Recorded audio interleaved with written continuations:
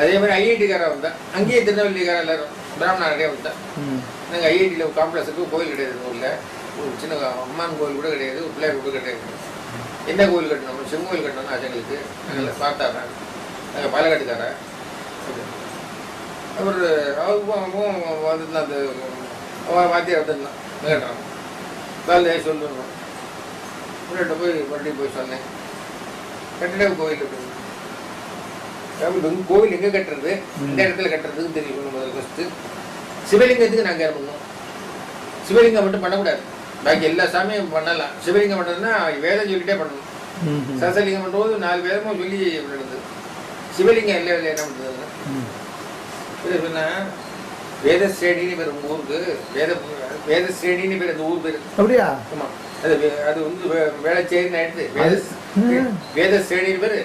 அப்பயே கழிச்சு அங்கேருந்து பெரிய ஒரு யஜ்யம் இருக்கார். அந்த யஜ்யம் பண்ண இடம்.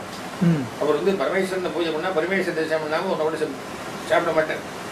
அதாவது பரமேஸ்வரன் சிவன் வச்சிருக்கார், பக்கத்துல ஒரு வில்ல மரம் வச்சிருக்கார், பக்கத்துல ஒரு கிணறு வெட்டிருக்கார் தீர்த்த சாமிக்கு அபிஷேகம் பண்றதுக்கு.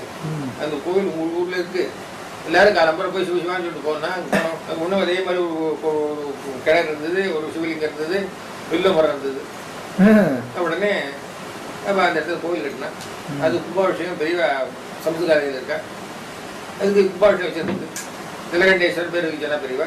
ஜலகண்டேஸ்வரர் பேர் பக்கத்தில் தீர்த்த கிணறு தான் ஜலகண்டேஸ்வரர். ஏன்னா இது அம்பாள் பேர்ல வச்சு